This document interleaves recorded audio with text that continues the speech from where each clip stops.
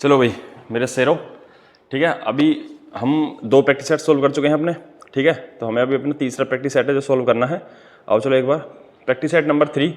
ये सभी के सभी क्वेश्चन आप जानते ही हैं, सबके सब क्वेश्चन क्या हैं, प्रीवियस ईयर पेपर हैं, ठीक है। तो ये क्वेश्चन आप एक बार देख लो, थोड़ा सा करने के बाद ना आपको एक आइडिया ये लगेगा कि पेपर का जो स्टैंडर्ड है वो कैसा होता है और किस चैप्टर का क्वेश्चन है जो रेगुलर आता ही आता है और कौन सा टॉपिक ज़्यादा इंपॉर्टेंट है, ठीक है ना। तो अभी ये 5-10 प्रैक्टिस सेट और होने तो उसके बाद में फिर टॉपिक्स पे काम करना स्टार्ट करेंगे धीमे धीमे करके, ठीक है। तो आओ जरा एक बार, ये हमारा प्रैक्टिस सेट नंबर 3 देख लो। तो क्वेश्चन नंबर 1, क्वेश्चन नंबर 1 में बोला है what is the value of 0.061। अच्छा 0.061 यहाँ तक ये आपस में मल्टीपल में है। मैं एक बार लिख देता हूँ ये क्वेश्चन क्या है। देखो ये किस कॉन्सेप्ट के ऊपर बना हुआ क्वेश्चन है, जरा पहले ये समझो। इस क्वेश्चन में जो बोला हुआ है ये है, आप ये फॉर्मूला जानते होंगे ए का क्यूब। अच्छा डबल डबल कलर हो गया इसमें, चलो जी कलर सिंगल करेंगे भाई। कलर लेके आओ, इस पे भी येलो, अभी ठीक है,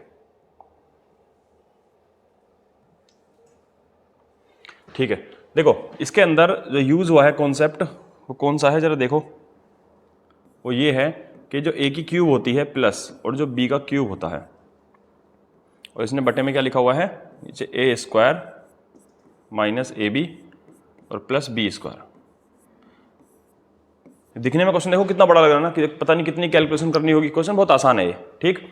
अब देखो तुम्हें पता है इसको हम सोल्व अगर करेंगे तो ये है हमारे पास a प्लस बी, इसकी आइडेंटिटी होती है ए की क्यूब प्लस बी की क्यूब की आइडेंटिटी है a plus B A square minus A B और प्लस बी स्क्वायर, और बटे में क्या लिखा हुआ है A square minus A B plus B square.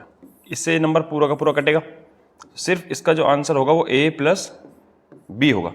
यहाँ सेम यही कहानी है जो लिखा हुआ है, यहाँ से लेके यहाँ तक लिखा हुआ है। देखो ये बटे में लिखा हुआ है इसके अंदर ये, तो a है हमारा क्या, ये है हमारा a इंटू ए, इसका मतलब भी क्या होगा a का क्यूब, तो a का क्यूब ये हो गया, और ये हमारा b है, ये हमें क्या माना है, ये हमारा b है। यहाँ लिखा हुआ है b का क्यूब और यहाँ लिखा हुआ है a का क्यूब, ठीक है। देखो यहाँ लिखा हुआ है ए स्क्वायर माइनस यहाँ लिखा हुआ है a इंटू बी, और यहाँ लिखा हुआ है प्लस बी स्क्वायर, ठीक है। बिल्कुल सेम टू सेम फॉर्मूला, आपको समझ में आ रही बात। देखो ये वाला फॉर्मूला बिल्कुल सेम, इसने नंबर डाल दिया, बस इसने a की जगह पे लिख दिया है 0.61 और b की जगह पे इसने क्या लिख दिया है 0.031, ठीक है। तो कुल मिला के इसका जो आंसर बनेगा वो क्या बनेगा, a प्लस बी, और a प्लस बी का क्या मतलब होता है, a है तुम्हारा 0.061 और b क्या है तुम्हारा 0.031, और हम इसे ऐड करेंगे तो क्या आएगा 0.09 और 2।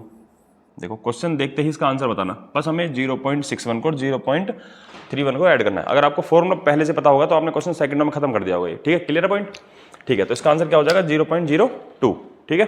चलो स्क्रीनशॉट ले लो एक बार क्वेश्चन का, और आओ जरा क्वेश्चन नंबर 2 पे। क्वेश्चन नंबर 2 में क्या बोला इसने, A B and C can complete a piece of work in 8, 10 and 12 days respectively. In how many days would all of them complete the same work working together? इसने बोला A, B और C किसी काम को 8, 10 और 12 दिनों में पूरा कर सकते हैं। मतलब अगर A अकेले काम करे और B भी अकेले काम करे और C भी अकेले काम करे तो A काम खत्म कर देगा 8 दिन में, B काम खत्म कर देगा 10 दिन में और C काम खत्म कर देगा 12 दिन में। तो इसने बोला तो वे सभी एक साथ काम करते हुए उसी काम को कितने दिनों में पूरा करेंगे। तीनों एक साथ मिलकर इस काम को कितने दिनों में पूरा खत्म कर देंगे। देखो अब आप इस बात को समझो, इस क्वेश्चन को देखते ही आप क्विकली आंसर कैसे लगा सकते हो। क्वेश्चन बहुत आसान है, आपको ये पता है कि 8, 10, 12 का एलसीएम लेंगे और फिर उसके बाद इनकी जो भी इफिशियंसी, जो भी इनकी क्षमता आएगी उसे सबको ऐड करके एक साथ बटे में लिख दोगे, ठीक है। आप ये चीज नोटिस करोगे, वहां देखो सबके बटे में 37 लिखा हुआ है। इसका मतलब ये है कि बटे में तो सबके 37 आएगा, मतलब ये जो ऊपर लिखा हुआ है नंबर है ये 8, 10 और 12 है। ये जो नंबर ऊपर लिखे हुए हैं इसका मतलब ये एलसीएम लिखे हुए हैं कहीं ना कहीं, हाँ या ना। किसके, इन तीनों के 8, 10 और 12। 8, 10, 12 का एलसीएम बताओ कितना बनेगा। एक ऐसा नंबर जो 8 से भी कटे, 10 से भी कटे, 12 से भी कटे। तो मुझे एक बात बता दो, क्या 123 8, 10, 12 से कट सकता है? नहीं। 120 8, 10, 12 से कट सकता है? बिल्कुल कट सकता है। 8 से 15 बार, 10 से कितनी बार? 12 बार, और 12 से कितनी बार? 10 बार। ठीक है, तो यहाँ ये पॉसिबिलिटी है 130 कट सकता नहीं कट सकता, 128 कट सकता नहीं कट सकता, मतलब ऑप्शन नंबर 20 का आंसर हो गया। आपने देखो एलसीएम लिया भी नहीं और आपका काम हो गया। ठीक है, ये शॉर्ट तरीका हो गया। प्रॉपर डिटेल में कैसे करेंगे क्वेश्चन जरा वो समझो। ए काम खत्म करता है 8 दिन में, बी काम खत्म करता है 10 दिन में और सी काम खत्म करता है 12 दिन में। इन तीनों का हम क्या लेंगे, एक ऐसा काम मान लो जो इन तीनों से डिवाइड हो जाए, आसानी से कट जाए, और ऐसा क्या नंबर होता है उसको हम क्या बोलते हैं, एलसीएम, जो हमारे 8, 10 और 12 से कट जाए। देखो आप एलसीएम कैसे लेंगे, जैसे सबसे बड़ा नंबर है 12, सबसे पहले मैंने यहाँ पे क्या लिख दिया 12, 12 से 12 कटेगा, बिल्कुल कटेगा। मुझे ये देखना है कि 10 से क्या 12 कटेगा, नहीं कटेगा। क्या इसके अंदर कमी है, जरा वो ढूंढो। 10 के अंदर आता है 2 × 5 और 12 के अंदर आता है 2 × 6, तो 2 यहाँ है, 2 यहाँ भी है, यहाँ एक 5 है, मुझे वो 5 चाहिए तो मैंने 5 लिख दिया। अब देखो ये नंबर 12 × जो 5 है, 12 × 5 = 60 हो गया, तो 60 एक ऐसा नंबर है जो 10 से भी कटेगा और 12 से भी कटेगा। ठीक है, चलो जी इसे हटाओ। अब देखो यहाँ पे क्या लिखा हुआ है 8, हमें ऐसा देखना है कि क्या ये 12 × 5 हमारा 8 से कट जाएगा। 8 के अंदर बताओ क्या आता है, 4 × 2, 12 के अंदर आता है 4 × 3 × 5, यहाँ जो लिखा हुआ है वो लिखा हुआ है 4 × 3 × 5 लिखा हुआ है, यहाँ हमें 4 × 2 चाहिए, 4 है यहाँ, 4 यहाँ भी है। क्या 4 के अलावा अब 2 और चाहिए, 3 के अंदर भी 2 नहीं आता, 5 के अंदर भी 2 नहीं आता, मतलब हमें 1 2 की और आवश्यकता है। तो हमने बिल्कुल ये एकदम सरल तरीका सीखा है प्रॉपर तरीके से कि एलसीएम हम कैसे निकालते हैं। ठीक है, तो 12 × 5 = 60, दूनी 120, तो टोटल जो इनका एलसीएम आएगा वो कितना आएगा, 120। तो 120 बटे टोटल वर्क हो गया 120। ए जो है वो एक दिन में कितना काम करता है, तो अगर मैं 120 देखूं तो 8 से 120 कितनी बार करता है, 15 × 8 = 120, 10 से 120 12 बार, और 12 से 120 कितनी बार जाएगा, 10 बार। ये इनकी क्या आ गई, क्षमता, इफिशियंसी, कि ए एक दिन में 15 काम करता है, बी एक दिन में 12 काम करता है, सी एक दिन में 10 काम करता है। तीनों को ऐड कर देंगे भैया, 15, 12 और 10 ऐड करो, कितना बनेगा, 37। तीनों मिलकर के एक दिन में इतना काम करते हैं, टोटल काम कितना है, 120, तो 120 बटे 37 कितना आ जाएगा, दिन। इसने फिलहाल क्वेश्चन इसी तरीके से छोड़ा हुआ था, तो हमने भी इसका आंसर ऐसे ही छोड़ दिया। वो क्वेश्चन में आगे इसको डिवाइड भी कर सकता था, ठीक है, तो हम भी डिवाइड कर देते, लेकिन फिलहाल जैसा क्वेश्चन ऑप्शन है उस हिसाब से हमें आंसर देना होगा। ठीक है, क्लियर पॉइंट। तो ये प्रॉपर डिटेल में भी हो गया, देखो। ठीक है, आओ जरा क्वेश्चन नंबर 3। क्वेश्चन नंबर 3 में बोला हुआ है आ सॉलिड कॉपर एक स्फीयर है, सॉलिड कॉपर स्फीयर। ठीक है, स्फीयर हिंदी में जानते क्या बोलते हैं, गोला। उनका हमें डायमीटर कितना दिया हुआ है, 30 centimetre, is drawn into a wire. इसका डायमीटर कितना है, 10 centimetre, and find the length of the wire. 30 centimetre व्यास वाले एक ठोस तांबे का हमारे पास क्या है, गोला को 10 सेंटीमीटर व्यास वाले तार में परिवर्तित किया गया या करेंगे कुछ भी, तो हमें बतानी है तार की लंबाई बता दो। तो मुझे एक बात बताओ, जो तार होता है, फिलहाल हमारे जो दिया हुआ है एक स्फीयर है, ये हमारा स्फीयर है। स्फीयर, अब देखो इन क्वेश्चंस को सोल्व कैसे करने, पहले तो ये बात समझो। तुम एक बात बताओ, तुम्हें मान के चलो इस स्फीयर को बनाना क्या है, तार, तो उसके लिए तुम्हें क्या करना पड़ेगा, इसको पिघलाना पड़ेगा। पिघलाकर ये बनाओगे तो पिघल के ये चीज क्या है जो निकल के आएगी, हमें ये तो पता लगे कि इसका भैया टोटल वॉल्यूम है कितना। अब समझ में आ रही बात ही नहीं आ रही है, तो हमें यहाँ पे जो कॉन्सेप्ट यूज करना पड़ेगा, जो फॉर्मूला यूज करना पड़ेगा, वो वॉल्यूम का यूज करना पड़ेगा, क्योंकि इसमें ये तो पता लगे यहाँ वॉल्यूम है कितना, और मुझे कन्वर्ट कर देना है किसी वायर में, और उस वायर का भी वॉल्यूम और इसका भी वॉल्यूम बराबर करना पड़ेगा हमें। Clear point. तो हमें इसको पिघलाने के बाद क्या बनाना है, एक तार बनाना है। तार कुछ इस प्रकार का ही तो होगा। उसने बोला है कि भैया जो तार है उसका जो व्यास है, तार का व्यास कितना है, 10। व्यास का मतलब हो गया डायमीटर, मतलब कहने का ये है, तो इसकी जो रेडियस है, जो इसकी त्रिज्या है, वो कितनी हो जाएगी, 5 सेंटीमीटर। ठीक है, हमें ये पता करना है कि बताओ ये तार कितना लंबा बन जाएगा। एक प्रकार से हमें क्या निकालनी है, इसकी हाइट निकालनी है। तो और तार किस फॉर्म में होता है जरा बता दो एक बार, सिलेंडर की फॉर्म में। ठीक है ना, इसको बेलन बोलते हैं हिंदी में। ठीक है, और ये हमारा क्या है, स्फीयर। स्फीयर की रेडियस कितनी हो जाएगी जरा बोल दो, सॉरी, स्फीयर की जो रेडियस है वो क्या हो जाएगी, स्फीयर का जो हमारा गोला है, जो हमारा गोला है उसकी डायमीटर कितनी है, 30। अगर उसका डायमीटर पूरा का पूरा ये डायमीटर है, अगर ये पूरा डायमीटर 30 है, तो भैया यहाँ से लेके यहाँ तक जो उसकी त्रिज्या है वो क्या हो जाएगी, 15। ठीक है, और मुझे इसको पिघलाने के बाद क्या बनाना है, ये तार बनाना है, वायर बनाना है। Clear point. तो यहाँ इसका वॉल्यूम और इसका वॉल्यूम क्या होना चाहिए, सेम।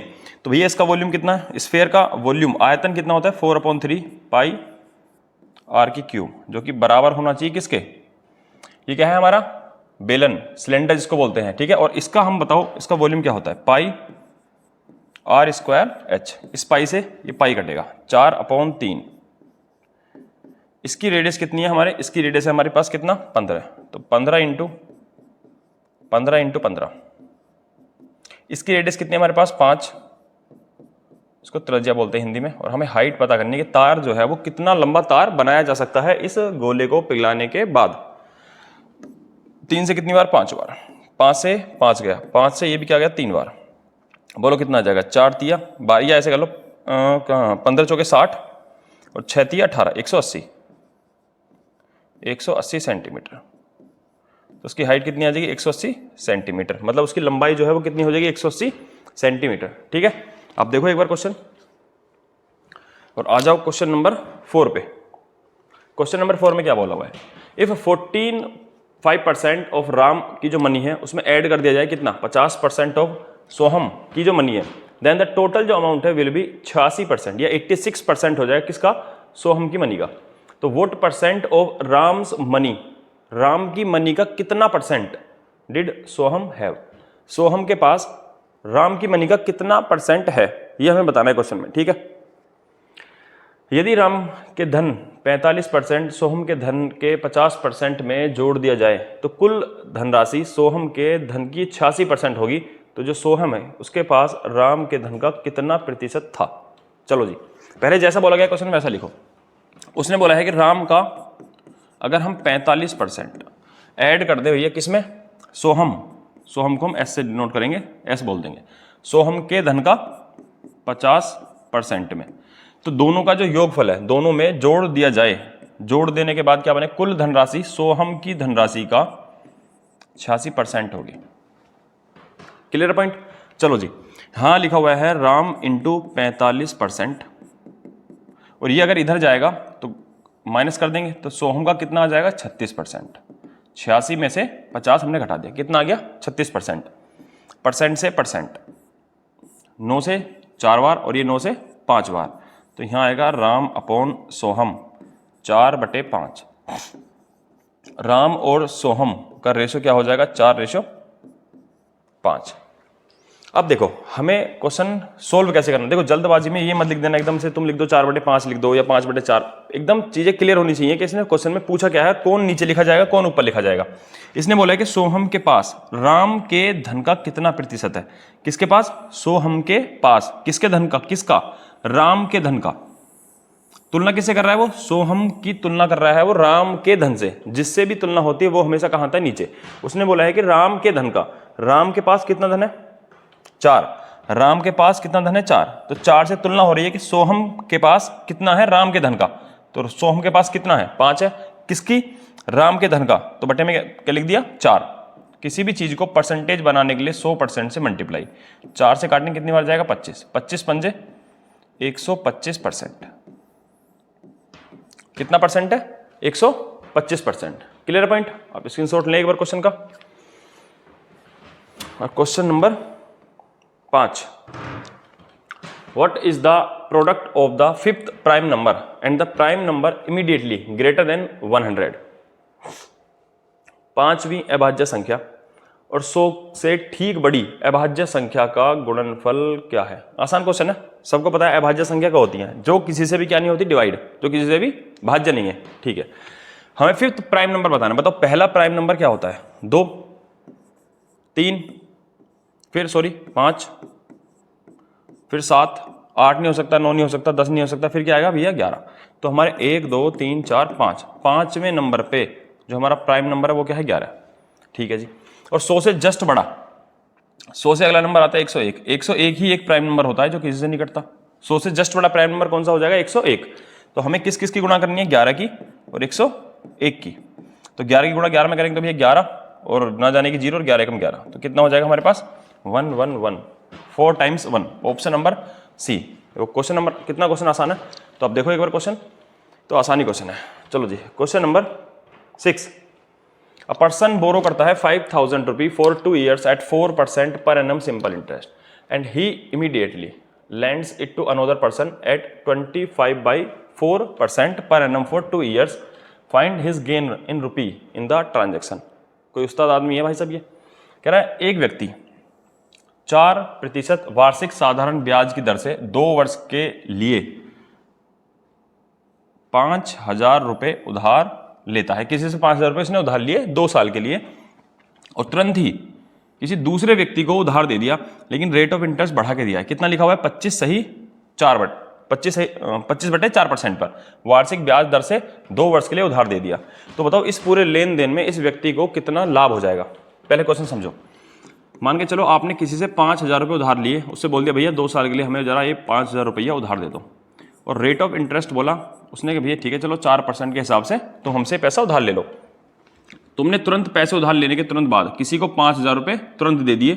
टाइम बोल दिया भैया, उसको भी बोल दिया कि भैया 2 साल मेरे पैसे वापस कर देना। तुमने इससे उधार लिया और इसको उधार दे दिया, लेकिन तुमने जो उधार दिया है उसमें तुमने रेट ऑफ इंटरेस्ट रखा है अपना 25/4%। तो ये कितना हो जाएगा? 6 सही 1/4% के रेट पर तुमने उधार दे दिया, हाँ या ना? तुम अच्छा एक बात सोचो, तुम किसी से 4% के रेट पर उधार लेते और 4% के रेट पर ही उस सामने वाले व्यक्ति को उधार दे देते, तो क्या उस बीच तुम्हें कुछ भी फायदा होता?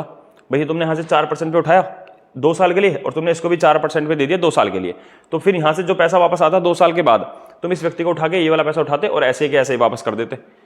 तुम्हारा तो कोई फायदा नहीं हुआ भाई, ठीक है। चलो इस क्वेश्चन को पहले प्रॉपर डिटेल में देखो। तुम मुझे बताओ ये व्यक्ति 5,000 रुपये के ऊपर 2 साल में 4% के हिसाब से कितना साधारण ब्याज इसमें बन के तैयार हो जाएगा? तो हो जाएगा 5 दूनी 10 और 10 4% है ना रेट ऑफ इंटरेस्ट तुम्हारा, 4% ही था, ठीक है। तो कितना हो जाएगा ये हमारे पास कितना 50, मतलब 5 दूनी 10 और 10 की कर दो भैया 4 में तो हो गया 40, मतलब 400,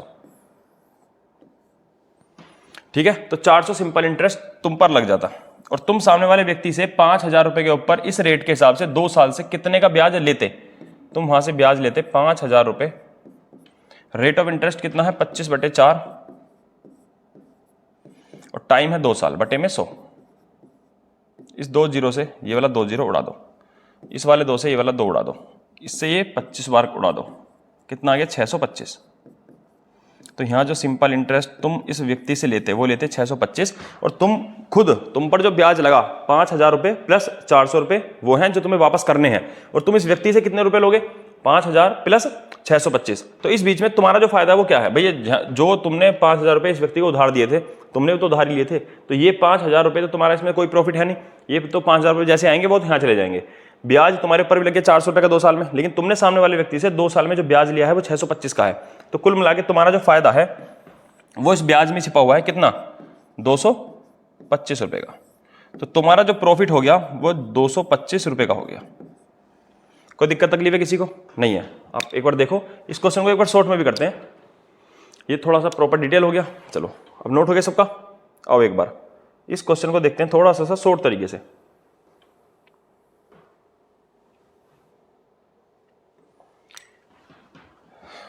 एक मिनट ये कहाँ गया? आजा भाई वापस।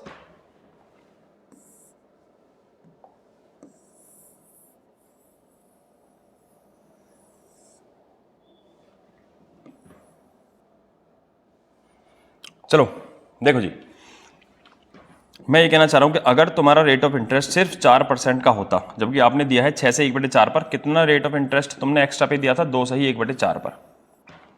अगर तुम यहां से 4% पे उधार लेते और सामने वाले व्यक्ति को भी 4% पर ही उधार पे दे देते तो तुम्हें कोई प्रॉफिट नहीं होता। तुम्हें जो प्रॉफिट हुआ है वो कौन सा हुआ है? ये 2 से ही 1/4% का तुम्हें फायदा हुआ है। किसके ऊपर? 5,000 रुपए के ऊपर। कै साल तक? 2 साल तक। यही तुम्हारा प्रॉफिट है। तुम्हारा जो प्रॉफिट है वो ये है कि इस 5,000 रुपए के ऊपर रेट ऑफ इंटरेस्ट कितना? 4 दूनी 8 और 1 9, 9/4 और टाइम 2 साल बटे में 100। ये तुम्हारा डायरेक्ट ही निकल के आएगा, प्रॉफिट निकल के आएगा। 2 से 2 बार और 2 से 25 बार, 25 निम्मा 225। क्योंकि तुमने रेट ऑफ इंटरेस्ट एक्स्ट्रा बढ़ाकर पे उधार पे दिया था ना। कितने पे दिया था? 6 से 1/4% पे, और खुद 4% पे उधार लिया था। ये यहाँ पे खुद ने 4% पे उधार लिया था और सामने वाले व्यक्ति को तुमने दिया है 6 से 1/4% पर उधार। तो तुम्हारा जो फायदा है, तुमने जो रेट बढ़ाकर दिया है उसी की वजह से तुम्हें क्या होगा? प्रॉफिट होगा। 2 से ही 1/4% एक्स्ट्रा बढ़ा के दिया, और कितने टाइम तक? 2 साल तक। यही क्या है? तुम्हारा प्रॉफिट है। कोई दिक्कत तकलीफ है किसी को? नहीं है, ठीक है। देखो एक बार और आओ जरा question number 7। Initial population of a country is कितना है 1,87,500. Birth and the death rate are 13% and 9% respectively. Then find the population of the country after 2 years. बताओ 2 साल के बाद उस कंट्री की पॉपुलेशन क्या हो जाएगी. किसी देश की प्रारंभिक जो जनसंख्या थी 1,87,500. यदि जन्म और मृत्यु का जो दर है वो कितना है 13% और 9% है. तो 2 वर्ष में देश की जनसंख्या ज्ञात कीजिए 2 वर्ष के बाद. चलो जी, तो आज देश की जनसंख्या है 1,87,500.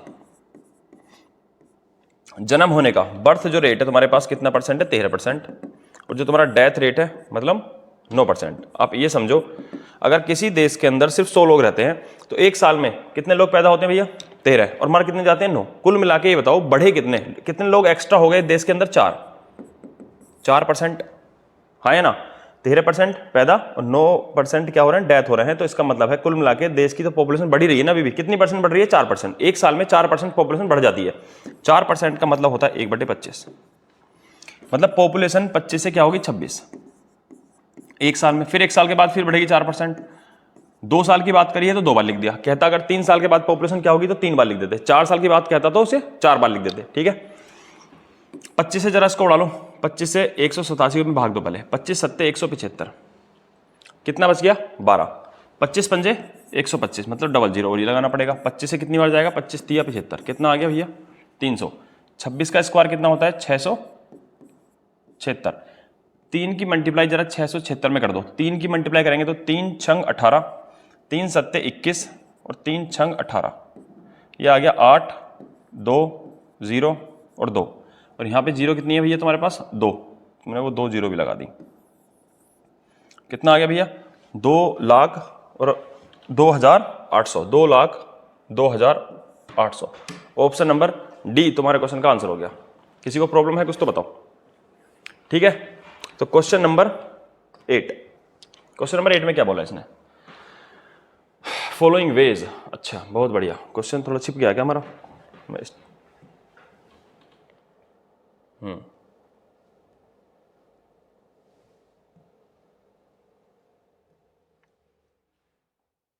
देखो क्वेश्चन में क्या बोला गया है. क्वेश्चन में बोला है कि एक ट्रिप की एक डेस्टिनेशन है जो मेड. किस तरीके से वो इंसान ट्रिप पे घूमने गया है जरा वो समझो.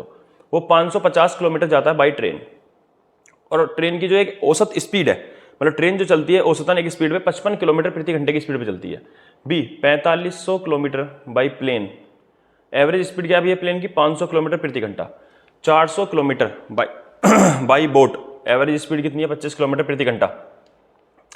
55 kilometre by auto. Average speed कितनी है भैया 35. बोलो कोई दिक्कत तकलीफ है नहीं है.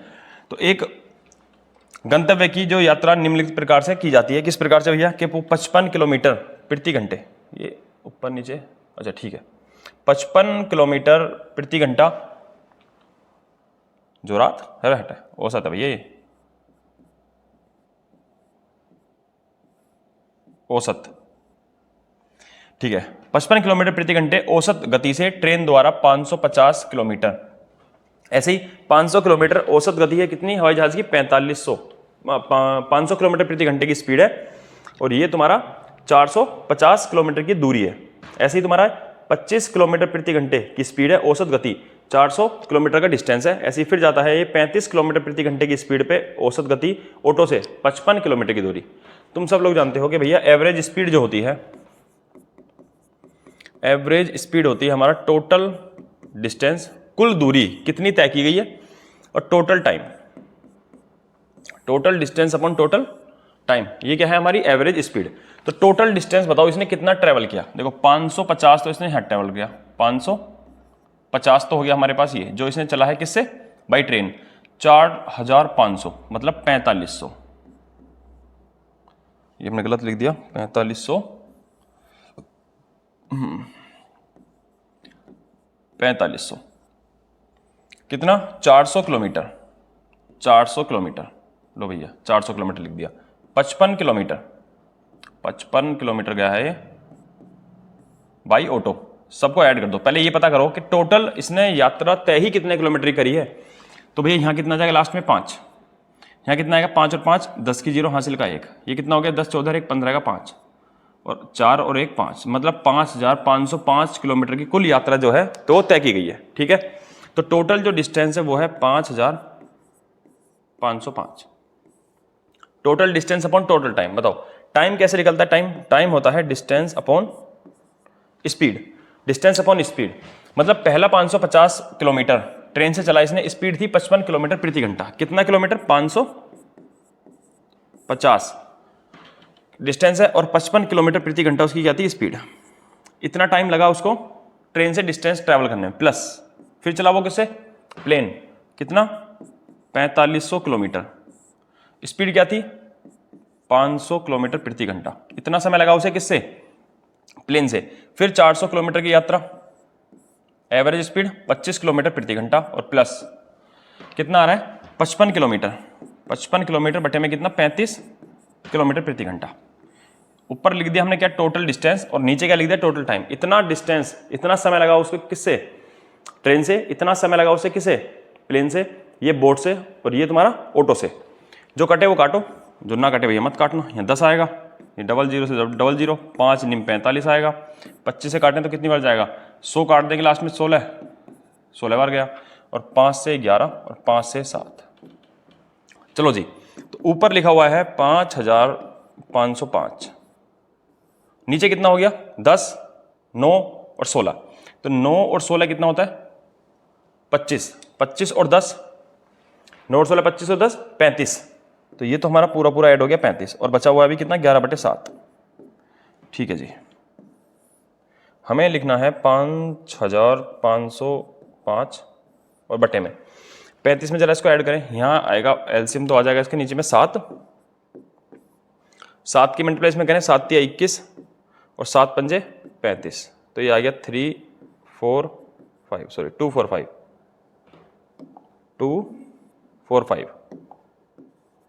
245। तो यहाँ लिखा जाएगा 245 प्लस 7 से पूरा पूरा कटेगा तो 11 का 11 आएगा। हम इसे ऐड करेंगे तो यहाँ बनेगा 6, 5, 1/7, 256/7 आएगा। 256/7। 7 कहाँ चला जाएगा? ऊपर। तो कुल मिला के इधर ही लिख दूं, इसके ऊपर लिख दूं, या कैलकुलेशन इधर कर देते हैं इसकी। लो 1 मिनट, इसकी कैलकुलेशन इधर इस बॉक्स में। ठीक है, तो हमें जो लिखना है वो क्या लिखना है जरा बताओ एक बार। हमें लिखना है 5505 में गुणा होगी 7 ही, बटे में कितना आएगा? गुणा में आएगा नीचे 256। देखो इस क्वेश्चन को अब 256 से आप डिवाइड करने लग जाओगे क्या क्वेश्चन? नहीं। अब देखो क्वेश्चन आप कैसे पता करेंगे क्वेश्चन का आंसर क्या है? सबसे पहले तो आप ये देखो क्या इनमें कुछ भी कॉमन है? ये जो 256 है, ये जो 256 है, इस 256 होता है हमारा 16 का स्क्वायर, तो मतलब 16 × 16। क्या 16 × 16 में और 7 × 5505 में कुछ भी कॉमन है? लास्ट में 5 आ रहा है, मतलब ये नंबर 5 से कटता होगा। ठीक है, आप इसे क्वेश्चन को 5 से काट के देखो, मतलब ये नंबर 5 से कटेगा, 2 से तो नहीं कटेगा। Clear point? क्योंकि लास्ट में 2 से कटने का नियम क्या है? लास्ट में जो भी होना चाहिए एक इवन नंबर होना चाहिए, एक सम संख्या होनी चाहिए। मतलब इस 5505 के अंदर एक सिंगल 2 भी नहीं है। सिंगल 2 भी नहीं है, इसका मतलब क्या है? अब देखो इसके अंदर 2 ही भरे पड़े हैं, यहाँ भी 2 है, यहाँ 2 की पावर कितना है? 4 है, ये भी 2 की पावर कितना है? 4 है। तो इसके अंदर एक सिंगल 2 भी नहीं है। इसका मतलब ये है कि ये नंबर 16 × 16 यहाँ में और यहाँ में कुछ भी कॉमन नहीं है। मतलब बटे में 256 का 256 ऐसा का ऐसा ही रहेगा। मतलब हमें 256 से ही इसको डिवाइड करना पड़ेगा। ये बात क्लियर होगी? तो 256 बटे में कहाँ पे? देखो ये 256 का है बटे में, ये रहा। और किसी ऑप्शन में 256 है, देखो यहाँ पे लिखा हुआ है 3300 किलोमीटर प्रति घंटा। क्या इनमें जब कुछ भी कॉमन नहीं है तो भैया पूरा पूरा कट कैसे गया है? पूरा पूरा नहीं कटेगा तो एग्जैक्ट आंसर कैसे आ गया? ऑप्शन नंबर ए नहीं हो सकता। ऐसे देखो यहाँ भी एग्जैक्ट आंसर कैसे आ गया? नहीं हो सकता। बचे 2 ऑप्शन। यहाँ पे आ रहा है, देखो यहाँ कितना है? 64/25। मतलब ये जो लिखा हुआ है, क्या लिखा हुआ है? ये लिखा हुआ है 121 64/25। बताना जरा, मतलब तुम ये कहना चाह रहे हो कि बटे में 25 आएगा। क्या 256 के अंदर 25 निकल के आ भी सकता है क्या? अगर मान के चलो कुछ कटा भी हो तो क्या कभी भी 256 के अंदर 25 आ सकता है? नहीं आ सकता। तो ऑप्शन नंबर हमारा सी भी नहीं हो सकता। ऑप्शन नंबर डी में देखो, यहां लिखा हुआ है 150, बचा कितना? 135/256। मतलब 256 में कुछ भी कॉमन नहीं था, 256 का 256 नीचे है। तो ऑप्शन नंबर डी के अंदर बटे में क्या लिखा हुआ है? 256। बाकी किसी ऑप्शन में नहीं था हमारा। तो ऑप्शन एलिमिनेशन भी करना आना चाहिए, यानी कि बस देखा और पता लगी पहले 7 की इसमें गुणा कर रहे हो फिर 256 से इसको भाग कर रहे हो, तो ये पागलपन बिल्कुल नहीं करना है। ठीक है, आप इसका यूनिट डिजिट से भी इस्तेमाल कर सकते थे, कैसे दिया वो भी देख लो एक बार। लास्ट का नंबर कितना है 5, इकाई अंक का इस्तेमाल करो, 5 है और यहाँ 7 है, 7 पंजे 35, मतलब लास्ट में जो भी आएगा वो 5 आएगा, और यहाँ बटे में लास्ट नीचे कितना है 6। ठीक है, नीचे 6 है और ऊपर कितना है 5। अब आप एक बार ये देख लो कि किस की वजह से नीचे देखो ये मतलब 256 है, मैं जब 256 से इसमें भाग करूंगा 0 में, 7 पे कैसे पहुंच गया भाई, 8 पे आओ। ठीक है, 6 की मैं 0 में मल्टीप्लाई करूंगा तो 0 आएगा, और 0 + 5, तो सोल्व करने के बाद लास्ट में यहाँ देखो कितना आएगा, लास्ट में कितना आएगा यहाँ 5 आएगा, और यहाँ पे भी लास्ट में हमें क्या चाहिए 5 चाहिए, लास्ट में हमें क्या चाहिए 5 चाहिए। तो आप इकाई अंक का भी यूज कर सकते थे। Clear point? ठीक है, तो कैलकुलेशंस को आसान बनाना है, बिल्कुल भी हार्ड नहीं करना है। ठीक है, तो क्वेश्चन नंबर 9 पे आ जाओ। इसने बोला if k² + 3 and k³ + 5 are a prime number, मतलब ये पूरा जो एक ब्रैकेट के अंदर बंद है ये क्या है, एक पूरा प्राइम नंबर है, then what will be the value of k, तो k का जो मान है वो क्या हो सकता है। यदि k,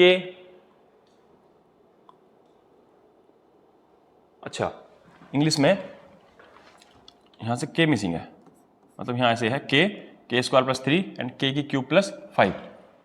ठीक है, then what will be the value of, तो k का बताओ मान क्या हो सकता है भैया। चलो तो यहाँ k² मैं लिख देता हूँ एक बार, देखो यहाँ ये ऐसे कहना चाह रहा है k² + 3 और k³ + 5, ये तीनों के तीनों नंबर ही क्या है, प्राइम नंबर है।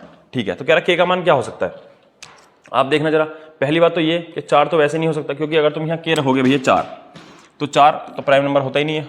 ठीक है, प्राइम नंबर कौन से नंबर होते हैं, अभाज्य संख्याएं कौन सी होती हैं जो कट जाती है, किसी ना किसी से कट जाए। 3 होता है भाई, बिल्कुल होता है। 7 बिल्कुल होता है। 2 होता है, 2 तो एक मात्र तुम्हारा क्या है, इवन प्राइम नंबर है 2। ठीक है, अब देखो, अब चलो एक बार चेक करो, 3 को भी चेक करो और 7 को भी चेक करो एक बार। चलो अगर मान के चलो k की वैल्यू 3 है, 3 रख दिया, तुमने 3 का स्क्वायर करा, कितना हो गया 3 का स्क्वायर, k की जगह अगर 3 रखोगे तो k का 3 का स्क्वायर कितना हो गया 9, 9 और 3 12। क्या 12 एक प्राइम नंबर होता है भाई साहब। उसने बोला है कि तीनों के तीनों नंबर ही प्राइम है, k भी प्राइम है, k² + 3 भी प्राइम है, और k³ + 3 भी, ये भी अभाज्य है, प्राइम नंबर्स हैं। ठीक है, तो 12 प्राइम नंबर नहीं होता, इसका मतलब है कि हमारा ऑप्शन नंबर बी भी हट गया, ऑप्शन नंबर बी भी हट गया, तो ऑप्शन नंबर बी भी आंसर नहीं हो सकता। ऑप्शन नंबर सी चेक करो, 7 से, अब ये देख लो एक बार, k की जगह 7 आएगा भैया, ठीक है 7 एक प्राइम नंबर है, 7 का स्क्वायर करेंगे 49 + 3, क्या ऐड करना चाह रहे हैं इसको, कितना बनेगा ये, तो 52 बन गया, और 52 एक प्राइम नंबर है, बिल्कुल भी नहीं है भैया, तो 4 से कट जाएगा, 13 जो कि 52 होता है। ठीक है, तो हमारा ये भी नहीं हुआ आंसर, तो हमारा 7 भी आंसर नहीं है। जरा एक बार चेक करना डी को, वैसे 3 जब हटा दिया तो डी होगा ये आंसर, लेकिन फिर भी चलो एक बार चेक कर लो, k की जगह 2 बिल्कुल आ सकता है, k का स्क्वायर मतलब ये बन गया 4 + 3, बिल्कुल भैया 7 हो सकता है, तो 2 है 7। अगला वाला चेक करो, यहाँ कितना है 2 की पावर 3, मतलब 8, 8 और 5 13, तो 13, तीनों ही नंबर क्या है, प्राइम नंबर है, तो हमारा कौन सा ऑप्शन हो जाएगा, ऑप्शन नंबर डी। आंसर कितना हो जाएगा 2। Clear point? चलो जी आओ जरा क्वेश्चन नंबर 10। क्वेश्चन नंबर 10 में क्या बोला है, if the price of T goes up by 28%, then by what percent correct to the nearest whole number should its consumption be reduced so that the expenditure on it remain unchanged।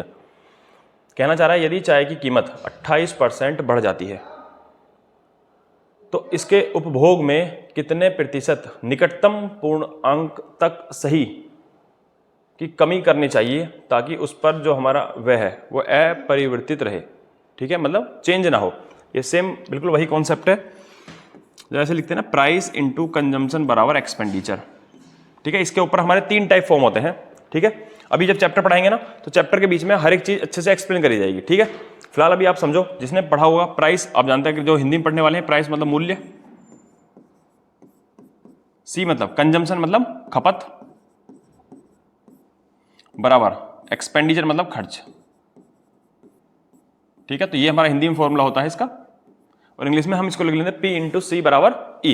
ठीक है, question बोला कि भैया खर्चे पर कोई प्रभाव नहीं पड़ना चाहिए। बहुत बढ़िया, खर्चे पर कोई प्रभाव नहीं पड़ना चाहिए, तो जो प्राइस होता है, जो मूल्य होता है, वो क्या हो जाएगा इसका, इनवर्सली प्रोपोर्शनल हो जाएगा किसका, खपत का। तुम खुद एक एग्जाम्पल हो छोटा सा, मैं तुमसे एक बात बोलूं, तुम्हें घर से 500 रुपये ही मिलते हैं हमेशा। ठीक है, घर से क्या मिलते हैं हमेशा, 500 रुपये। तेल का जो रेट था पहले 50 था, तो तुम कितने लीटर तेल खरीद पाओगे भैया? देखो 500 रुपये, और क्या मिलता है तुम्हें? 50 रुपये पर लीटर तेल है, तो तुमने 10 लीटर तेल खरीद लिया। ठीक है, रुपये आज भी घर से 500 ही मिलते हैं, और आज तुमने इसको क्या कर दिया, रेट 100 रुपये पर लीटर। कितना लीटर तेल मिलेगा भैया? 5 लीटर। और रेट बढ़ाओ, 150 कर दो, 5 लीटर से और कम मिलेगा भैया, हाँ या ना? ठीक है, तो कहने का मतलब ये खर्चे पर कोई प्रभाव नहीं पड़ रहा। खर्चा आज भी हम 500 रुपये कर रहे हैं, आज भी हम तेल 500 का ही गिरवा रहे हैं, खर्चा तो हमारा क्या है, कांस्टेंट है। बात है रेट बढ़ता जा रहा है भैया, 50 है, 100 हो गया, 150, 200। वो कम करने के लिए भी बोल सकते, कम करने के लिए भी बोल सकता है, और वो बढ़ाने के लिए भी बोल सकता है। फिलहाल उसने क्वेश्चन में बोला है कि भैया जो उसका टी का जो प्राइस है वो 28% इंक्रीज हो गया। देखो अगर प्राइस बढ़ेगा, खर्चे पर अगर कोई प्रभाव नहीं डालना है तुम्हें, तो उसकी खपत कम होनी है। ठीक है, या अगर प्राइस कम होगा, जो मूल्य है वो कम होगा, तो खपत बढ़ जाएगी। क्लियर है पॉइंट? ठीक है, इसी कॉन्सेप्ट पे ये वाला क्वेश्चन सोल्व होगा। इसने बोला भैया वो 28% प्राइस बढ़ गया। चलो जी, 28% बढ़ गया। 28% का मतलब क्या होता है? 4 सत्ते 28, और 4 से कितनी बार? 25 बार। तो 28% का मतलब है 7/25। तो जो मूल्य है, जो प्राइस है, वो क्या हो गया? 25 से 32। तो जो खपत है, जिस अनुपात में प्राइस बढ़ेगा उसी अनुपात में खपत क्या हो जाएगी? कम। तो खपत क्या हो जाएगी? 32 से 25। तो खपत कितना रिड्यूस होगी, कितना कम होगी भैया? 7। तो खपत तुम्हें 7 घटानी पड़ेगी। खपत तुम्हें 7 घटानी पड़ेगी किससे? 32 से। और परसेंटेज बनाने के लिए 100% से मल्टीप्लाई, 4 से 8 बार, और 4 से कितनी बार जाएगा? 25 बार। 25 सत्ते 175, 175/8। इसने बोला एग्जैक्ट होल नंबर बताना है, मतलब नियरेस्ट बताना है। तो 8 से इसको भाग करो, 8 से जाएगा 8 दूनी 16, 8 दूनी 16, बचा 15, 8 एकम 8, 8 एकम 8, पॉइंट लगा लो। कितना बच गया भैया? 7। पॉइंट लगा, 0 बढ़ाया, 8 से 8, 8×2 64, 8 निम्न तो ज़्यादा हो जाएगा, ये 70 है, 72 चाहिए, तो 8×2 64। तो 21.8% आ रहा है। देखो पॉइंट के बाद अगर हमारा नंबर 5 है, 5 से बड़ा है पॉइंट के बाद, तो हमेशा हम होल नंबर में अगला नंबर लिखते हैं। तो इसका अप्रोक्सीमेट में जो आंसर बनेगा वो क्या बनेगा? 22%। 21 मत लिखना है जल्दबाजी में। पॉइंट के बाद देखो, मैं एक छोटा सा है एग्जाम्पल समझाने की कोशिश करता हूं। अगर यहाँ 21.5 भी होता तब भी हम अगला नंबर ही लिखते, 21.5 भी होता तो भी मैं 22% ही लिखता। अगर यहाँ 21.6% है तब भी हम क्या लिखेंगे? 22। मतलब 5 हो या 5 से बड़ा हो तो हमेशा लिखा जाएगा अगले वाला नंबर, तो यहाँ भी 22% लिखते। और अगर यहाँ पे लिखा होता 21.3% या 21.4%, तो इसमें हम लिख देते होल नंबर में 21%। अगर 0.5 है तो भी अगला नंबर लिखा जाएगा, अगर 0.5 से कम है तो हमेशा हम जो नंबर लिखा हुआ है, जैसे 21.3 था तो हमने 21 लिख दिया, तो इसका आंसर क्या बनेगा? 22%। जल्दबाजी में 21 मत लगा देना, गलत हो जाएगा। ऑप्शन नंबर ए इसका आंसर है। Clear point? ठीक है भैया, स्क्रीनशॉट ले एक बार। आए जरा क्वेश्चन नंबर 10 पे, sorry question number 11।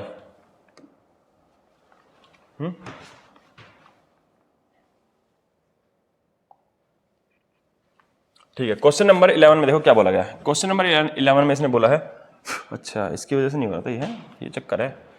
What is the area of the triangle having sides? Length कितना है तुम्हारे पास? 24 सेंटीमीटर, 7 सेंटीमीटर एंड 9 सेंटीमीटर।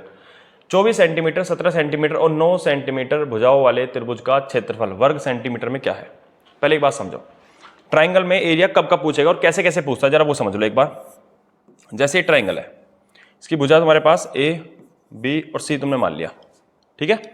ठीक है, अब देखो कई बार तुमसे अगर वो पूछना चाहेगा कि बताओ भैया इसका एरिया क्या होगा। अगर उसने तुम्हें हाइट दे दी किसी भी भुजा के ऊपर, अगर उसने एक क्या दे दिया? लंब दे दिया, मतलब परपेंडिकुलर हाइट दे दी, तो इसका एरिया क्या हो जाएगा? 1/2 height base, base upon base into height. Base कितना है? सी दिया है, और हाइट कितनी है? h। तो ये क्या हो जाता है? इसका एरिया। वो किसी पर भी एक लंब दे सकता है, जरूरी नहीं है कि वो सी पर ही देगा, वो साइड बी पर अगर लंब दे दे तो भी एरिया क्या होगा? 1/2। बेस क्या बनेगा फिर? बी, और हाइट क्या है? h, तो भी क्या होगा? एरिया। वो ये भी कह सकता था कि भैया जो हमारा लंब है वो इस पर है, जो हाइट है वो हमारी यहाँ है। किस बेस क्या मान के देता? वो सी को बेस मान लेता, ए को बेस मान लेता अगर, तब भी एरिया क्या होता? 1/2। बेस क्या मानते हैं आप? ए, और उसकी हाइट क्या होती है? h, तो भी निकल के आता है एरिया। ठीक है, या तो क्वेश्चन पूछता है वो इस तरीके से, अगर ऐसे ना देगा और किस तरीके से दे सकता है भैया? ये एक ट्राइंगल है, तुम्हें बेस वाला मेथड नहीं दिया, क्वेश्चन में बेस कहीं नहीं दिया, तीनों भुजाएं दी हुई हैं। मान लो क्वेश्चन में अगर सिर्फ एक भुजा दे, दो भुजा दे दे, एक भुजा को गायब कर दे, अगर ए, बी और सी ऐसे लिख दे भुजा, ठीक ठीक है। अच्छा मैंने गलत लिख दिया ABC, चलो कैसे भी लिख लो, फिलहाल अभी समझना ही तो है। सिर्फ 2 भुजा दे, सिर्फ 2 भुजा, तीसरी भुजा ना दे, लेकिन तो फिर वो बीच में एंगल का कुछ जुगाड़ बिठाएगा, तो मैं यहाँ वो एंगल देगा थीटा, ठीक है। तो इसका हम एरिया कैसे निकालेंगे, 1/2 A into B into sine theta, ठीक है। तो ट्राइंगल का एरिया ऐसे निकाल देंगे। या फिर तीसरा, ट्राइंगल की तीनों भुजाएं दे दे और कोई ना लंब दे ना कोई एंगल दे, तो A, B और C। तो ट्राइंगल का एरिया कैसे निकालेंगे, देखो सबसे पहले इसका हम निकालेंगे एक अर्ध परिमाप, सेमी पेरीमीटर। सेमी पेरीमीटर को हम ऐसे डिनोट करते हैं, मतलब सेमी पैरामीटर क्या होता है, तीनों का सम कर दो तो वो तो पैरामीटर हो गया। और अगर अर्ध पैरामीटर चाहिए या सेमी पैरामीटर चाहिए तो उसे किससे भाग कर देंगे, 2 से। तो एस की वैल्यू तो पहले ऐसे फाइंड करेंगे, ये पहले तो आएगी एस की वैल्यू A + B + C / 2, और एरिया निकालने का जो फॉर्मूला होता है वो क्या होता है, S - A, S - B और S - C। Clear point. तो फिलहाल आप देखो इस क्वेश्चन को देख करके आप समझ पा रहे होंगे, तो इसमें कौन सा वाला कॉन्सेप्ट हमें यूज करना पड़ेगा, क्योंकि इसके अंदर तीनों भुजाएं दी हुई हैं, ना तो इसने कोई एंगल दिया है और ना ही इसने कोई बेस दिया हुआ है, ठीक है। तो हमें कौन सा कॉन्सेप्ट यूज करना है इसमें, जिसमें तीनों भुजाएं हमें दी हों, ठीक है। आओ तो भैया जरा इस क्वेश्चन को सॉल्व करते हैं। क्वेश्चन में ये ट्राइंगल है, इसकी भुजाएं दी हैं, इसने कितना 9 कोई हो सकता है, 17 कोई हो सकता है और 24 इस तरीके से दिया हुआ है।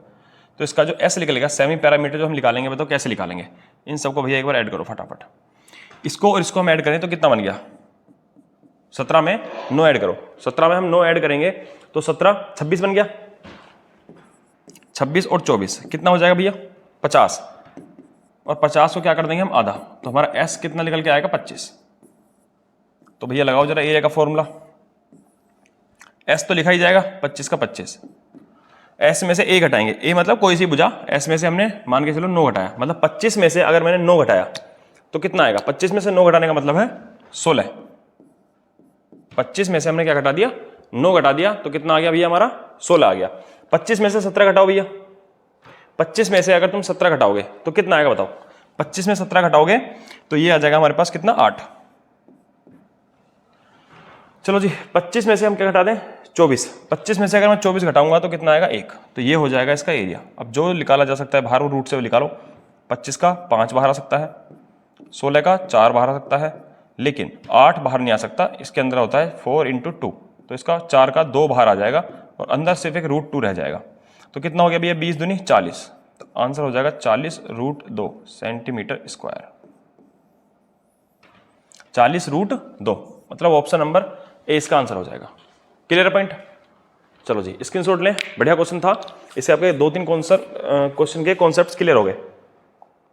Question number 12, if marked price is 75% more than cost price and a discount of 40% is allowed on the marked price, then percentage profit is. यदि अंकित मूल्य क्रय मूल्य से 75% अधिक है और अंकित मूल्य पर 40% की छूट दी जाती है तो लाभ प्रतिशत क्या है। देखो इस क्वेश्चन को मैंने हमारा जो सेकंड प्रैक्टिस सेट था उसके अंदर भी देखने को मिला था, और डिस्काउंट का एक अच्छा क्वेश्चन है, पेपर में बार बार पूछा जाता है। मैंने दोनों तरीके से क्वेश्चन सोल्व करवा के आपको दिखाया था, रेशो वाले मेथड से भी और 100 मान के भी, और आपको सक्सेसिव वाला मेथड लगाना सिखाया था। फिर मैं तीनों मेथड का इस्तेमाल करके आपको सिखाना चाहूंगा एक बार। आपने अगर सेकंड प्रैक्टिस सेट नहीं देखा है तो आपको इसी से वो वाली बात क्लियर हो जाएगी। चलो कोई ना, आओ क्वेश्चन नंबर, इसने बोला है प्रॉपर डिटेल में देखो कैसे करेंगे। प्रॉपर डिटेल में ऐसे करेंगे तो उसने बोला है कि कॉस्ट प्राइस से मतलब उसके क्रय मूल्य, हमने क्रय मूल्य क्या मान लिया 100, क्रय मूल्य से 75%, पहले सक्सेसिव लगाए, 100 मान के भी कर लेंगे। चलो भैया एक बार सक्सेसिव लगा लेते पहले, है ना, वो बढ़िया कॉन्सेप्ट है। क्वेश्चन देखते जल्दी आंसर आता है उसका। जो भी होगा कॉस्ट प्राइस उससे 75% अधिक, हमने क्या लिख दिया उसके ऊपर मार्क्ड प्राइस, अंकित मूल्य 75% बढ़ा के लिखा। डिस्काउंट हमेशा मार्क्ड प्राइस पर दिया जाता है। कितने का डिस्काउंट दे दिया भैया इसने, छूट दे दी इसने। डिस्काउंट आप जानते हैं हमेशा माइनस में होता है 40%, डिस्काउंट दिया 40% का, और मार्केट प्राइस पर छूट देने के बाद हमेशा क्या निकल के आता है सेलिंग प्राइस, मतलब विक्रय मूल्य। और हमें हमेशा प्रॉफिट और लॉस किस पर निकालना होता है, कॉस्ट प्राइस और सेलिंग प्राइस पर निकल के आता है। तो कुल मिला के ये है, आपने पहले कोई चीज 75% बढ़ाई है, फिर उसको तुमने 40% घटाया, तो फाइनली बताओ उस परसेंटेज पे क्या प्रभाव पड़ा होगा। ठीक है, तो भैया जरा लगाओ सक्सेसिव वाला फॉर्मूला। फॉर्मूला होता है x plus Y, X Y upon 100%। x का मतलब 75, y का मतलब -40 प्लस 75 गुणा -40 बटे में क्या आएगा 100, बाहर क्या आ जाएगा हमारा परसेंटेज। 75 में से तुम 40 घटाओ, कितना आएगा भैया? प्लस के 35%, प्लस के 35 या 35%, तो चलो लास्ट में लगा देंगे परसेंटेज। तो 75 में से आपने क्या घटा दिया? 40 घटा दिया। माइनस का 40 है, 75 में से 40 घटेगा तो कितना आएगा? 35। आती है बात यहाँ 25 से 4 बार, 25 से 3 बार, और 4 से कितनी बार? ये 10 बार। 4 से कितनी बार? 10 बार। तो वहाँ बचा हमारे पास, देखो ये माइनस का था, तो माइनस के 10 की और 3 में मल्टीप्लाई करेंगे तो कितना आएगा? माइनस के 30। तो ये प्लस का और ये माइनस का, बाहर क्या है? परसेंटेज। 35 में से 30 घटाओ, कितना आएगा? 5। प्लस का है माइनस का? प्लस का। अगर प्लस का है तो प्रॉफिट हुआ है, और अगर साइन माइनस का आ जाता तो लॉस है। ठीक है, तो 5% प्रॉफिट हो जाएगा उसे तब भी। बोलो कोई डाउट है किसी को? ये हमने सक्सेसिव वाला मेथड यूज करा। लेकिन अगर मान के चलो हमारे जो परसेंटेज है वो फ्रैक्शन में आ जाए, तो फिर ये वाला मेथड हमें थोड़ी तकलीफ देगा, कैलकुलेशन को बढ़ा देगा। ठीक है, तो हमारे पास रेशो वाले मेथड से भी क्वेश्चन सोल्व करना आना चाहिए, वो सबका समाधान है भाई। ये कहाँ भाग गया? वापस आ जा भाई, ऐसे मत कर। चलो, तो इस क्वेश्चन को हम सोल्व करेंगे अब दूसरे तरीके से। देखो, क्वेश्चन में बोला गया है 75% बढ़ा के लिखा कॉस्ट प्राइस से। रेशो वाले मेथड से करते हैं जो सब उसका हर एक तरीके से क्वेश्चन सोल्व किया जा सकता है, परसेंटेज फिर हमारा कैसा भी आ जाए। 75% का मतलब होता है 25 से काटेंगे 3 बार, 25 से सो जाएगा 4 बार, तो 3/4। किस किस में? 75% का जो रेशो बनेगा वो बन रहा है कॉस्ट प्राइस में और मार्केट प्राइस में। कह रहा क्वेश्चन में कॉस्ट प्राइस अगर 4 है, उससे बढ़ा के 75% बढ़ा के लिखा। बढ़ाया है तो मतलब ऐड करके लिखेंगे। 4 में हम 3 ऐड करेंगे। कॉस्ट प्राइस अगर हमारा 3 है तो बढ़ा के लिखा, 4 और 3 7। तो मार्केट प्राइस उसने उसके ऊपर क्या लिख दिया? 7 लिख दिया। अगर वो कोई सामान 4 रुपये का था तो 75% बढ़ाया, तो मतलब उस सामान के ऊपर क्या रुपये लिख दिया उसने? 7 रुपये। अब हमें चाहिए प्रॉफिट। प्रॉफिट निकलता है कॉस्ट प्राइस और सेलिंग प्राइस पता होंगे तभी तो लिख लेगा भाई प्रॉफिट। कॉस्ट प्राइस हमारे पास है, बिल्कुल है। कितना है? 4 है, लिख दिया। डिस्काउंट दिया गया मार्केट प्राइस पर। मार्केट प्राइस से हम निकाल सकते हैं सेलिंग प्राइस। कितना डिस्काउंट दिया भैया? 40%। मतलब 7 रुपये के ऊपर 40% की छूट देने के बाद वो सामान कितने रुपए का बन जाएगा? जरा ये बता दो। सेलिंग प्राइस बनाना है, ये तो फिलहाल मार्केट प्राइस है 7, इस पर 40% की छूट देनी है। 40% का मतलब होता है 2/5। मतलब मार्केट प्राइस और हम सेलिंग प्राइस को लिखें तो लिखा जाएगा 5 रुपये के सामान पर अगर 40% की छूट दी जा रही है, मतलब 2 की छूट दी 5 रुपये के सामान पर, तो सामान कितने का लिख के तैयार कर दिया हमने? 3 का। ये हमारे पास किसकी वैल्यू है? मार्केट प्राइस की। एमपी अंकित मूल्य कितना है क्वेश्चन के हिसाब से? 5। रेशो है सब ये तो 5 है। हमें क्या चाहिए? विक्रय मूल्य, सेलिंग प्राइस। तो ऊपर क्या लिखा जाएगा? 3। Clear point? 5 इधर आएगा तो ये बनेगा 20। 4 पंजे 20 और 7 तिया 21। 20 रुपये का सामान 21 में बिका, मतलब प्रॉफिट, लाभ कितने का हुआ? 1/20 × 100%। कितना आ गया भैया? 5%। तो 5% का क्या आ गया? प्रॉफिट। अब ये मेथड हमारा ऐसा मेथड है, रेशो मेथड, हमारा परसेंटेज अगर यहाँ पे फ्रैक्शन में भी आएगा तो भी क्वेश्चन के आंसर आराम से आएंगे। ठीक है, देखो भैया, हमने ऐसा क्वेश्चन प्रैक्टिस सेट नंबर 2 में भी किया था, है ना? क्वेश्चन नंबर हमारा कौन सा है? 13। Find the average of the first 5 composite numbers. पहले 5 भाज्य संख्याओं का औसत ज्ञात कीजिए। चलो जी, कंपोजिट नंबर क्या होते हैं पहले तो वो समझो। कंपोजिट नंबर्स होते हैं वो नंबर्स जिनके जो फैक्टर हैं, ठीक है, जिनके जो फैक्टर्स होते हैं वो मिनिमम कितने होने चाहिए? 2 से मोर देन 2। जैसे एग्जांपल हो, जैसे मैं लिखूं 1 का अगर मैं फैक्टर करूं तो 1 का फैक्टर कितना आता है? 1। मैं बोलूं 2 का जो फैक्टर होता है वो क्या होता है? 1 तो 1 से कटेगा, 2 या तो 1 से कटेगा या तो 2 से कटेगा। इसके कितने फैक्टर है भैया? 2 फैक्टर है इसके। अगला नंबर आता है 3 भी 1 से कटेगा और 3 से कटेगा। फिर आता है 4 एक तो 1 से कटेगा, 2 से कटेगा और 4 से कटेगा। तो मैंने क्या बोला? मिनिमम 3 और 2 से मोर देन, 2 से ज्यादा होने चाहिए, और मिनिमम कितने होने चाहिए? 3 होने चाहिए। उसे हम बोलते हैं कंपोजिट नंबर्स। मतलब कम से कम 3 तो कम से कम होने चाहिए उसके फैक्टर। 3 से ज्यादा हो जाए कोई दिक्कत नहीं, ठीक है, या 3 तो मिनिमम होने चाहिए। 3 से ज्यादा हो जाएंगे तो कोई दिक्कत नहीं, 4 हो जाए, 5 हो जाए, 6 हो जाए, कितना भी हो जाए, लेकिन मिनिमम 3 तो फैक्टर उसके होने ही चाहिए। तो सबसे पहला जो हमारा कंपोजिट नंबर बनता है वो कौन सा बनता है, वो बनता है 4। तो फर्स्ट कंपोजिट नंबर भाज्य संख्या कौन सी होती है, 4 होती है। ठीक है, तो हमें इसी प्रकार से एवरेज बताना है पहली फर्स्ट 5 कंपोजिट नंबर्स कौन कौन से हैं। तो भैया जरा पता करना। तो पहला कंपोजिट हमने देख लिया भैया कितना है, 4। फिर आते हैं 5 पे। क्या 5 हो सकता है भैया, देखना एक बार चेक करना। 5 एक तो 1 से कटता है और 5 से कटता है, तो भैया तो 2 नंबरों से कटता है, नहीं हो सकता कंपोजिट नंबर। 5 नहीं हो सकता। 6 देख लो, 6 1 से कटता है, 2 से कटता है, 3 से कटता है, मतलब 3 है मिनिमम, बिल्कुल जाएगा भैया। तो 6। 7 हो सकता है, नहीं, 1 से कटता है और 7 से कटता है सिर्फ। 8 हो सकता है, बिल्कुल हो सकता है, 1 से कटता है, 8 देखो, 1 से कटता है, 2 से कटता है, 4 से कटता है, खुद 8 से कटता है। तो ये 4 नंबर हैं जिनसे 8 कट जाएगा। हमें तो मिनिमम कितने चाहिए, 3, 2 से ज्यादा या मिनिमम 3। ठीक है, तो 8 एक कंपोजिट नंबर हो गया। 8 के बाद आता है भैया हमारा 9। 9 देख लो भैया, 1 से कटता है, 3 से कटता है और किससे, खुद 9 से कटता है। मिनिमम कितने फैक्टर हो गए इसके, 3 हो गए, मतलब 9 भी हमारा क्या होता है, कंपोजिट नंबर होता है। 9 के बाद कौन आएगा हमारा, 9 के बाद 10 हो सकता है, बिल्कुल हो सकता है भैया 10। 10 1 से कटता है, 2 से कटता है, 5 से कटता है, 10 से कटता है, तो 10 भी हमारा कंपोजिट नंबर है। तो ये हमारे आरंभिक 5 कंपोजिट नंबर्स हो गए, भाज्य संख्याएं होगी 5, 1 2 3 4 5। हमें क्या बताना है, इसका औसत। चलो जी भैया, औसत क्या होता है, सबको ऐड करो और जितने नंबर हैं उससे क्या कर दो, भाग कर दो। ऐड करो, 6 4 10, 10 और 10 20, और ये हो गया 9 8 17। तो 20 और 17 कितना होता है, 37। 37 बटे संख्या कितनी है, 5। उड़ाओ भैया 5 है। अच्छा, आंसर पॉइंटों में है।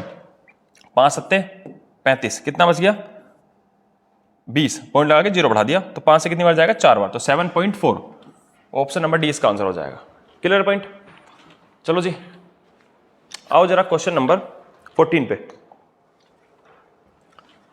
अ वर्टिकल पोल है जिसकी लेंथ कितनी है, 8.3 मीटर, कास्ट करता है एक शैडो, इसकी लेंथ है 4.15 metre. Find the height of the tree that cast a 40 metre long shadow under the similar conditions in metre. 8.3 metre लंबा एक क्या है हमारे पास में, खंबा। ठीक है, वर्टिकल पोल है जिसकी परछाई 4.15 मीटर आती है, लंबी छाया आती है उसकी। समान कह रहा भैया परिस्थितियां हैं, बिल्कुल कंडीशंस बिल्कुल सेम है, एंगल वेंगल का ध्यान बिल्कुल नहीं देना तुम्हें। ठीक है, 40 मीटर लंबी छाया चाहिए। तो बताओ कितना ऊंचा, हाइट जो है उस पेड़ की वो कितनी होनी चाहिए। देखो जो एक पोल है, मैं बोलता हूं ये एक हमारे पास लिखा हुआ है 8.3 मीटर की जब हाइट थी, वर्टिकल पोल है मतलब खड़ा हुआ पोल है, जब 8.3 मीटर था तो उसने शैडो, उसने जो परछाई बनाई वो कितने की बनाई, 4.15 मीटर की। कह रहा बताओ एक पेड़ की हाइट कितनी होनी चाहिए ताकि जो शैडो, जो परछाई है वो 40 मीटर की बने। परछाई कितनी बने हमारी, 40 मीटर। हाइट बतानी है। वो क्वेश्चन में ये भी कह सकता था कि भैया हाइट, इतने हाइट का पेड़ है तो बताओ परछाई कितनी हो। ठीक है ना, ठीक है। फिलहाल हमें क्या निकालना है, ये फाइंड करना है। ये फाइंड करना है तो शुरुआत कैसे कर लेंगे भैया, शैडो से शुरुआत करो। यहां लिखो कि जब 4.15 मीटर की परछाई थी तो जो वर्टिकल पोल था, जो खंबा था, उस पे खंबा था कितने मीटर का था, वो 8.3 मीटर का था। ठीक है, और मुझे परछाई कितने की चाहिए, 40 की। अगर 40 मीटर की परछाई चाहते हो तो भैया कितना हमारे पास जो पेड़ है उसकी हाइट क्या होनी चाहिए, तो 8.3 बटे में 4.15 इंटू 40 की वैल्यू हमें फाइंड करनी है। अगर मैं ये पॉइंट हटाऊंगा तो बटे में 10 लिखूंगा, अगर ये पॉइंट हटाऊंगा तो ऊपर 100 लिखूंगा। खुद देखो ये जो लिखा हुआ है 83, 8 पंजे 40 और 5 तिया 15, क्या ये इसका 5 गुना नहीं दिखाई दे रहा, दिखाई दे रहा भाई। 5 से काटा 8 बार, 0 से 0, कितना आ गया 80 मीटर। तो जो पेड़ की जो हाइट है वो कितनी होनी चाहिए, 80 मीटर होनी चाहिए। Option number D. बोलो कोई दिक्कत तकलीफ है। चलो जी, question number last and question number 15। Question number 15 बोला है अरुण खरीदता है, मतलब बोट करता है क्या, 150 गुआवाज, अमरूद खरीद लिया भैया, फॉर 525 रुपए में, एंड बेचता है, फिर उन सभी को बेचता है किस रेट पर, 36 रुपए पर दर्जन के हिसाब से। व्हाट इज द प्रॉफिट और loss percent of Arun, correct up to 2 decimal places. Arun ने 150 रुपए अमरूद 525 में खरीदे, 150 अमरूद 525 रुपए में खरीदे, और उन्हें मतलब सारे के सारे अमरूदों को वो 36 रुपए पर दर्जन के रेट से बेच देता है। तो कह रहे हैं बताओ अरुण का लाभ या हानि क्या हुआ उसे, वो बताना है, और हमें परसेंटेज के बाद 2 पॉइंट तक निकालना है। ठीक है, सबसे पहला काम हमारा क्या होना चाहिए ऐसे क्वेश्चन को सोल्व करने के लिए, भैया अगर मुझे प्रॉफिट पता करना हो चाहे लॉस पता करना हो तो मेरे पास कॉस्ट प्राइस होना चाहिए और मेरे पास क्या होना चाहिए, सेलिंग प्राइस। मेरे पास क्रय मूल्य और विक्रय मूल्य दोनों होगा, तभी तो बता पाऊंगा ना कि लाभ कितना हुआ और हानि कितनी हुई है। हम पता करते हैं एक अमरूद उसने कितने रुपए खरीदा, उसने 525 रुपए में कितने 150 अमरूद खरीदे। जैसे मैं तुमसे एक बात बोलूं, तुमने 1000 रुपए में 100 पेन खरीदे, तो संख्या पेनों की कितनी, क्वांटिटी हमेशा नीचे आती है और रुपीज हमेशा कहाँ आते हैं, ऊपर। 1000 रुपए में अगर तुमने 100 पेन खरीदे तो एक पेन क्या रुपए का, 10 रुपए का। सेम यही कहानी है, 525 रुपए खर्च करे हैं और 150 क्या खरीदे हैं उसने, गुआवा, अमरूद। तो एक अमरूद क्या रुपए खरीदा, टोटल रुपये इतने खर्च हुए, इतने सारे अमरूद खरीद लिए, तो एक अमरूद क्या रुपए का है वो हमने लिख दिया। सेम कहानी सेलिंग प्राइस। सेलिंग प्राइस क्या है, वो 36 रुपए पर दर्जन बेचता है, रुपये हमेशा ऊपर। 36 रुपए में पर दर्जन का मतलब है कि 36 रुपए में 12 उसने बेचे, मतलब बटे में क्या लिख दूं, 12। तो एक जो तुमने इसने जो एक बेचा है वो क्या रुपए का बेचा है, 36 बटे 12, 12 से तुम काटना चाहो तो काट भी सकते हो, 12 से कितनी बार, 12 थी 36, मतलब उसने 3 रुपए का एक अमरूद बेचा। और एक अमरूद कितने रुपए खरीदा, इतने का, 525 बटे 150। इसको भी सोल्व करते हैं, देखते हैं कितना आएगा। 25 छिक्का 150, और 25 से इसको उड़ाओ, 25 दूनी 50 और 25 से कम 25, 3 से 2 बार और 3 से 3 बार, सॉरी मैंने क्या कर दिया, 3 से 7 बार जाएगा ना, 3 से 7 बार, 3 7 21 और 3 से 2 बार। तो 7 बटे 2 का मतलब क्या हो जाएगा जरा मुझे बताओ, 3.5, मतलब उसकी हानि हो गई है, ये ठीक है। मतलब 3.5 लिखना चाहो 3.5 लिख दो कि उसने एक अमरूद खरीदा कितने का, 3.5 का, और बेचा कितने का है, 3 का। चाहे तुम 3 को उधर लेके चले जाओ, अगर आप पॉइंटों में कैलकुलेशन नहीं करना चाहते हो तो 2 से इधर आ जाएगा तो हो जाएगा 6। मतलब उसने खरीदा था एक अमरूद, जो एक रेशो के फॉर्म में जो उसकी कॉस्ट प्राइस और सेलिंग प्राइस आई है वो कितना, 7, और बेचा कितने का, 6 का। तो नुकसान हो गया भैया, कितने का नुकसान हो गया, 1 का। हानि होगी भैया, हानि, लॉस हुआ कितने का, 1 का। और लॉस हो चाहे प्रॉफिट हो, हमेशा किस पे होता है, क्रय मूल्य, कॉस्ट प्राइस। कॉस्ट प्राइस कितना है, 7, और 1/7% का मतलब वैसे तुम जानते हो किसको बोलते हैं, 14 से 2/7 बोलते हैं। परसेंटेज की वैल्यूज आपको बहुत अच्छे से याद होनी चाहिए, ठीक है। लेकिन चलो प्रॉपर करते हैं भैया, यहाँ लिखा हुआ है 100/7%, हमें आंसर पॉइंटों में निकालना है। 7 से उड़ाएंगे तो 7 एकम 7, कितना बच गया, 30, 7 चौक 28, कितना बच गया, 20। पॉइंट लगाओ, जीरो बढ़ाओ, 7 से कितनी बार जाएगा तुम्हारा ये, 7 से 3 बार तो नहीं जा पाएगा, 7 से 2 बार, 7 दूनी 14, कितना बच गया, 6। पॉइंट लगाओ, जीरो बढ़ाओ, 7 से कितनी बार जाएगा, 7 8 56। तो अप्रोक्सीमेट में जो तुम्हारा आंसर होना चाहिए था वो 14.28%, लेकिन ये एग्जैक्ट नहीं है प्रॉपर अभी, लेकिन ऐसा ऑप्शन कौन है, 14.28। पहली बात तो ये समझो, क्वेश्चन में हो क्या रही है, तुम्हारी लॉस, हानि हो रही है, तो लाभ वाले तो क्वेश्चन ही हटा दो, लाभ वाला तो होना ही नहीं है भैया, लाभ वाला तो चाहिए ही नहीं। चाहिए क्या हमें, हानि। तो हानि 2 में हो रही है, यहाँ हो रही है और यहाँ हो रही है, तो ये 14.29 आ रहा है। अगर इसे तुम और डिवाइड करते तो अभी और नंबर बढ़ता चला जाएगा, तो हम आंसर क्या लिख देंगे, 14.29, ठीक है ना। तो आंसर क्या आ जाएगा हमारा, 14.29% की हानि। Clear point. तो ये हमारे 15 क्वेश्चंस थे, आपने देखा। अब आप एक बात समझ पा रहे होंगे, क्वेश्चंस देखे होंगे, क्वेश्चन बहुत ज्यादा हार्ड नहीं होते इसके अंदर। क्वेश्चन का एक मतलब स्टैंडर्ड है, बहुत हार्ड भी नहीं है और मैं ऐसा नहीं कि भाई चलो हलवाई है सारे के सारे क्वेश्चंस। आपका 5 से 6 क्वेश्चन तो लगते हैं थोड़ा ठीक है, बाकी 7-8 क्वेश्चन कैसे हैं तुम्हारे, बहुत आसान है। तो कहने का मतलब ये है कि आपको पहले ये माइंड सेट आपका तैयार होना बहुत जरूरी है कि भाई पेपर में जो क्वेश्चन आता है उसका लेवल क्या रहता है। ये सब प्रीवियस ईयर क्वेश्चन है, ऐसा नहीं कि मैं अपनी तरफ से बना के लेके आ रहा हूँ कि भाई नहीं आसान क्वेश्चन करवा के आपको मैं खुश कर रहा हूँ, ठीक है ना। तो पेपर में पहले आप ये समझो क्वेश्चन का स्टैंडर्ड क्या रहने वाला है, फिर इसी हिसाब से चीजें करी जाएंगी और अच्छी तरीके से, ठीक है ना। तो जैसा आपको अगर आपको कुछ भी कमी लगती है तो आप ये बात बताएं जरूर कि भाई हाँ अभी आपको ना प्रैक्टिस सेट के अंदर ये सब चीजें और ऐड करनी चाहिए, तो आप कमेंट में लिख के भेजें, ठीक है ना। तो आपकी प्रॉपर तरीके से कमेंट का रिप्लाई भी करा जाएगा और आपकी सजेशंस को माना जाएगा, ठीक है ना। तो आप एक बार बताएं जरूर कि भैया आपको प्रैक्टिस सेट कैसा लग रहा है, इसका स्क्रीनशॉट लें, ठीक है जी, ओके, थैंक यू।